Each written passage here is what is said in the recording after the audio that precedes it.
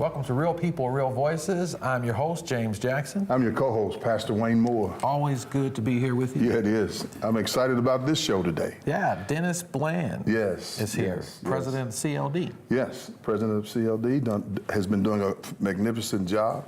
Matter of fact, he's an alumni of CLD. Yeah. Now he's running it, or leading it, should I say, leading it. And that's what we want to see. Yeah. You know, someone who has gone through the program. Right. And in fact, he was a practicing attorney. Right. And made the shift. And James, let me say this. He has a reputation as a great practicing attorney when he was practicing. Yeah, well, that's good to know. Yeah, it is. And to be able to make the transition to leading such a prestigious institution as CLD. Yeah, it is, yes, and he's done a magnificent job with it. He has a beautiful facility on the extension, I call, of downtown. You go by there on Saturdays, cars are everywhere, young people are everywhere, learning how to have discipline for leadership in their lives. Yeah, so he's going to tell us all about it. He's certainly a humble man. Yes, he is. And an excellent speaker as well. Yeah, we're going to hear from him today. Yeah, so stay tuned right here on Real People, Real Voices.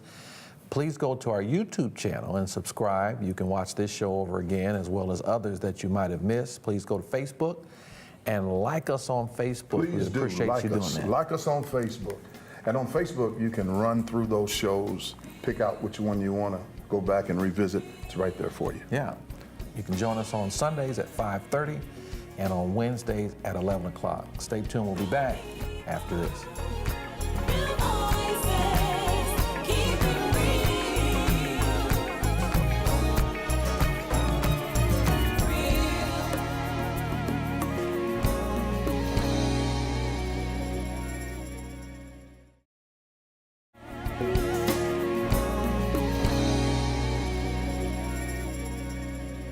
Welcome back to Real People, Real Voices. I'm your host, James Jackson. And I'm your co-host, Pastor Wayne Moore. And we're joined by Mr. Dennis Bland, president of the Center for Leadership Development. Welcome to the program. Thank you. Thank you for having me. Happy to have you.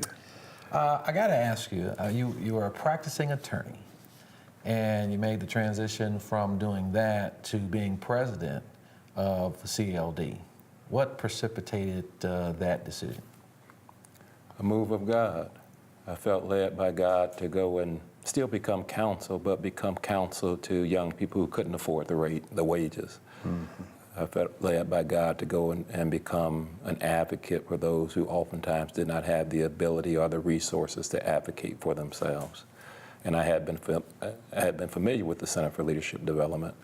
I just became more intimately involved.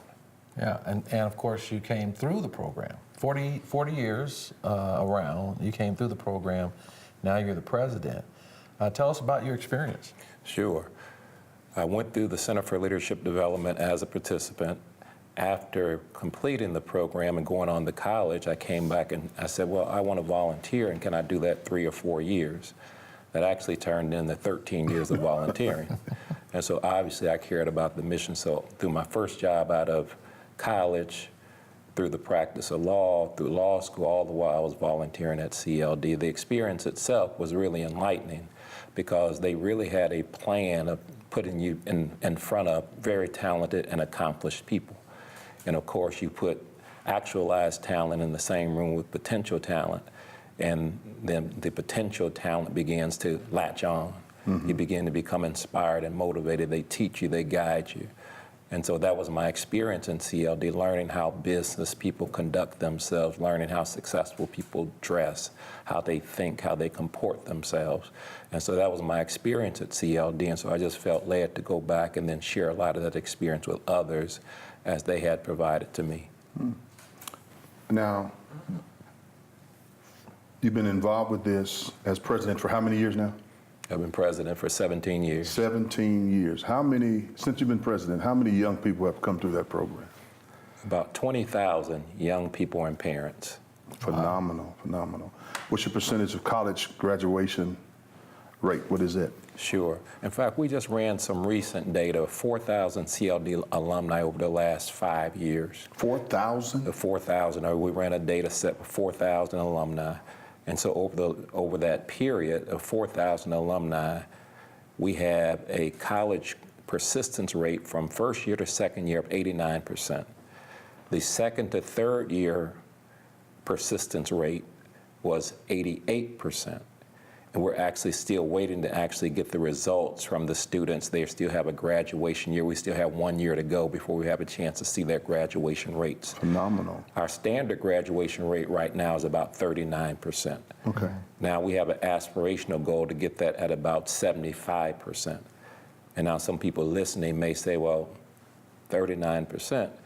Now just mind your perspective, the 4-year college completion rate for black students in Indiana's public universities is right now at about 11 or 12%. That's right. And so there, unfortunately, a lot of our young people are going to college who are not finishing. And so to be at a 39% rate, comparatively speaking, that's, in fact, the overall college completion rate, all demographics, is about 46, 47%. Well, you're doing exceptionally well. So it's working thanks to a lot of people that are supported, including your ministry. Yes. Thank you very much for how you all supported the work. We're going to continue to do that as well. Well, thank you. And as I understand it, you all have goals to double the enrollment? We do. In fact, our goal is by the next 4 to 5 years, we want to go from serving 4,000 students and parents per year to going to about 8,000 students and parents per year. Last year, we had those 4,000 students and parents come through our doors about 9,000 times, 9,200 times. Wow. The hinges swung at the Center for Leadership Development. By 2020, we want that number to be at about 15,500 per year. Wow. And you guys are located kind of center town there. Are there any plans to expand in other parts of the city? Right now, our plan is to, number one, just add additional square footage to our existing facility. That's a great move. And then because we really aren't equipped to replicate at this point, we still have some internal capacity building that we need to do before we can get to the point where we're ready to actually replicate.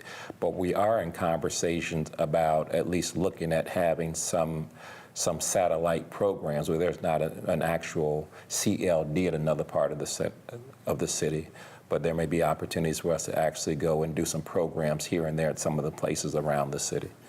Let's talk about some of the programs for some of our viewers who are watching. We talked about the Center for Leadership Development, and certainly I think one of the key words there is leadership, and we need more of that. So talk about some of the programs that you all have. Sure. 40 years ago, we had one program targeting 10th, 11th, and 12th graders. Today, we have 15 programs added to the one, or we have now a total of 15 programs, and our entry point is 4th grade. So we have one of the most comprehensive program after-school menus that you'll find in the country in terms of selections for students and parents. We have a program for adolescent males called Project Mr. Our MR stands for Male Responsibility. We have a program for adolescent females called Precious Miss, 7th through 8th graders or 6th through 8th graders. We have a program for young people who are interested in medicine. We have a program for young people who are interested in business and entrepreneurship. That's 11 weeks, and that's a partnership with the Kelley School of Business. We have a program for young people who are interested in medicine, and that's a partnership with Eskenazi Health. We have our signature leadership program. It's essentially an executive leadership program that's been formulated for high school 10th, 11th, and 12th graders, where we're equipping them for leadership success, career success. And so it really has been our flagship program. We have a program just focused on literacy called Imani Book Club. And then we have a program, an entry program. We had so much success in the self-discovery program that we said we're going to create a program called a junior self-discovery program.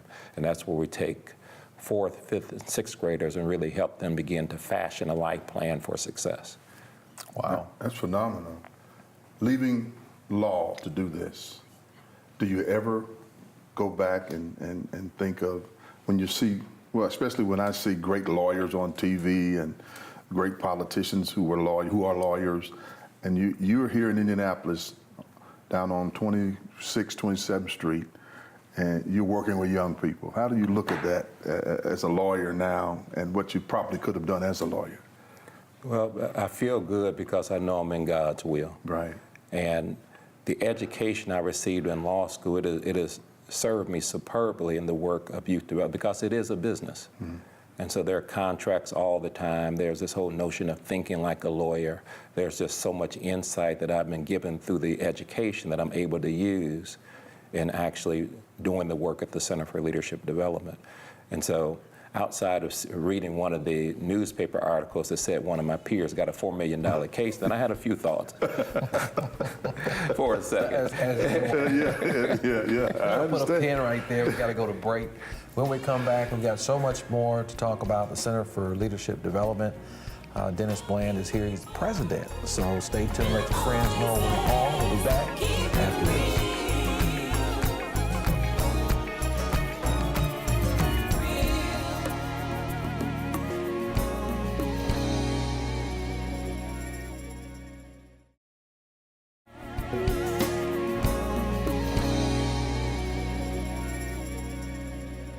Welcome back to Real People, Real Voices. I'm your host, James Jackson. And I'm your co-host, Pastor Wayne Moore. And we're certainly glad to be here with Mr. Dennis Bland, president of the Center for Leadership Development here in the city of Indianapolis. And we're also very grateful.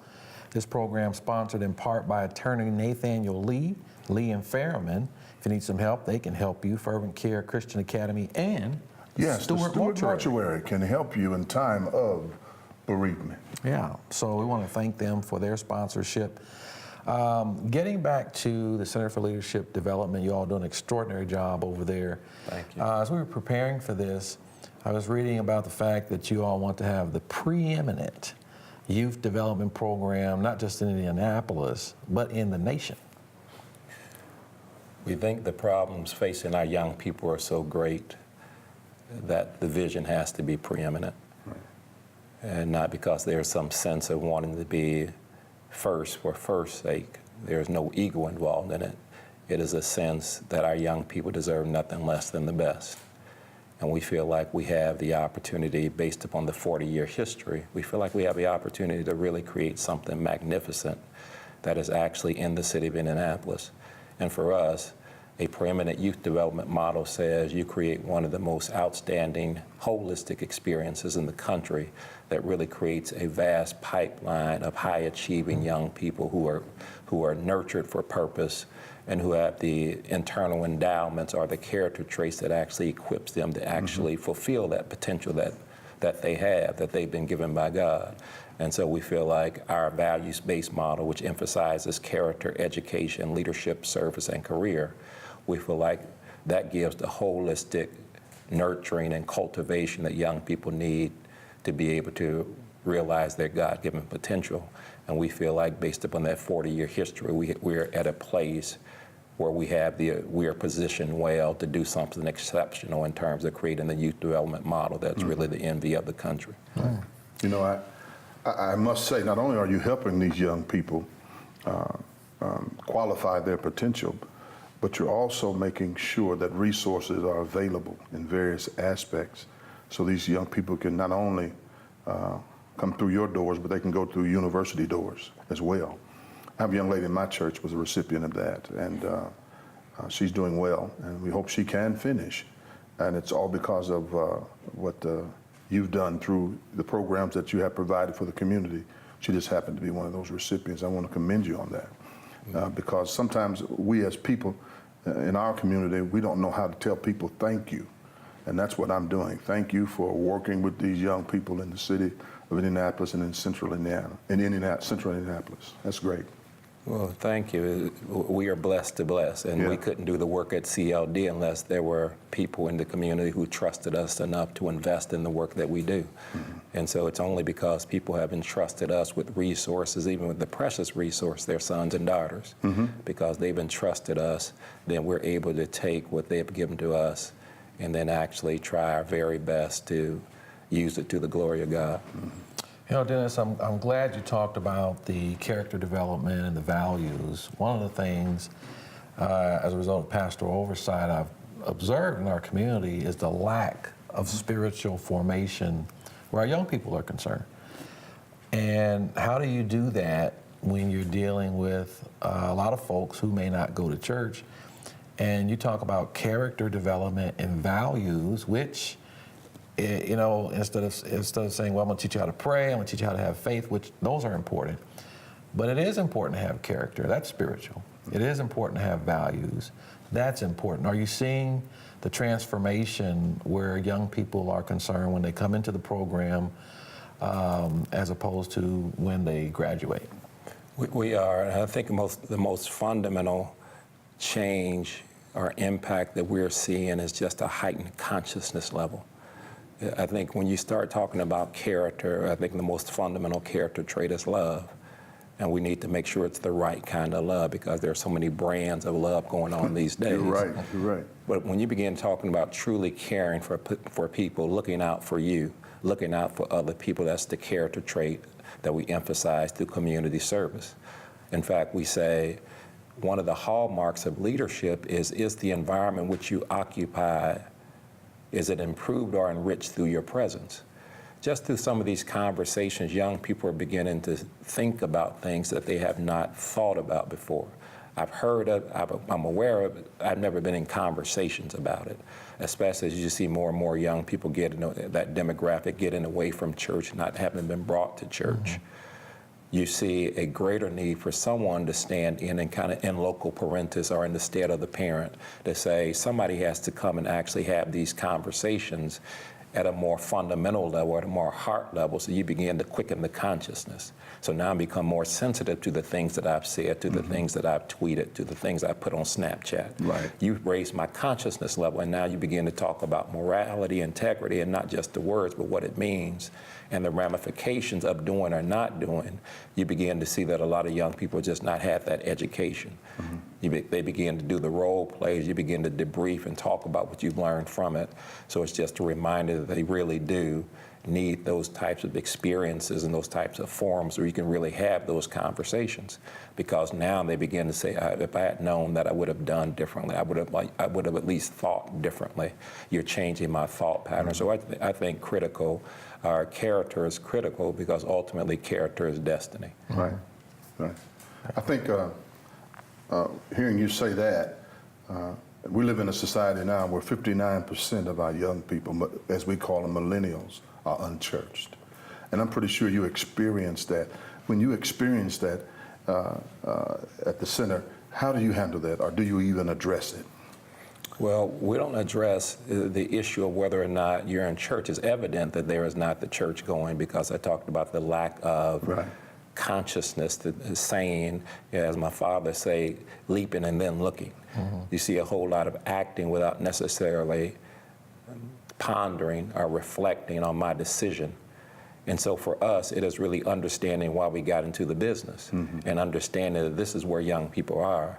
And so it's just trying to, in a loving way, speak truth. And in a loving way, do what you're in youth development to do, and that is to educate, to enlighten.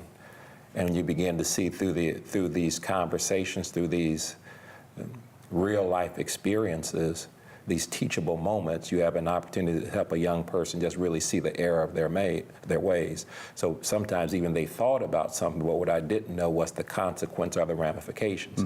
If I had known this, I would not have known. I knew I said that, I didn't know it had that kind of impact on somebody else. But there just wasn't, and so we try to address it by raising the issue and then helping them understand why they may want to think about that differently. So it really is education. Right. Well, Dennis, thanks for spending time with us today. Thanks for having me. And we'll have you back too.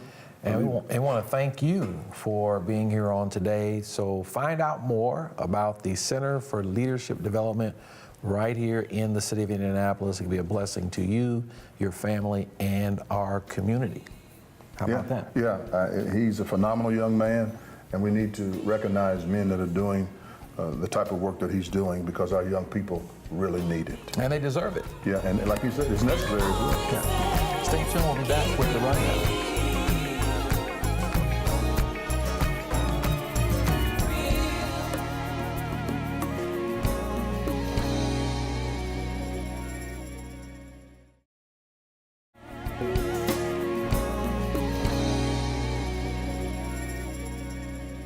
Welcome back to Real People, Real Voices. I'm your host, James Jackson. I'm your co-host, Pastor Wayne Moore. And I'm Curtis Baker, the Marketing Director. Wonderful program going on at the Center for Leadership Development, 40 years, and 17 years being led by someone who went through the program. Right, amazing. Isn't that something? Came back, gave back. He attached himself to it, and now look what he's done. Over 8,000 people, 4,000 people as alumni here in the past few years. Yeah. So that's amazing. It's amazing. You know, there's a story. I go back with Dennis. Actually, he's an old Broad Ripple High School alumni. Sorry about the closing. That's okay. You know, that's another show. That's rockets for life. And he actually, when I was a coach there, I came back, coached track and field. I was his coach. Oh, really? Really? Yes. I tease him with that all the time. You have a You're birthday that coming young? up too. I'm that young, right. And, but the other thing I like about the program, I have a niece, a nephew, and another niece. One graduate went to the program. One's a graduate of IU. One went to the program. He's a graduate of Hanover College. He had his master's at Indianapolis University. I have another niece who is currently at University of Kentucky now. Went through that program. Fantastic program. If you ever get the chance to go to the banquet or just be involved with it at all, it is amazing what they do. And I have to commend Brother Bland on the great work that he does for that company, for their organization. Yeah, I think he does an outstanding job. I mean, here in Central Indiana, and even especially in Indianapolis, young people come from all over the city, Absolutely. all four corners of this city to participate right there in downtown on Andrew J. Brown. I think it's Andrew J. Brown. Martin Luther King. Martin Excuse Luther me. King. Martin MLK. Luther King. Excuse me for. But I mean, you go through there on a Saturday. That place is tremendously packed. And you wouldn't think that there was such a nice building Right. down Yeah. in that part of town. It is over very there nice. by Barbecue Heaven, I Right. believe. Right. Matter But of fact, it is. It's beautiful. Across from Watkins Park. And we're going to pray that he gets the resources that he needs to do a second phase to that building, yeah. because Center for Leadership Development is needed in the city of Indianapolis, not just for Afro-American children, but for Latinos, whites, blacks, whatever. You need to have your children be a part of that program. Yeah.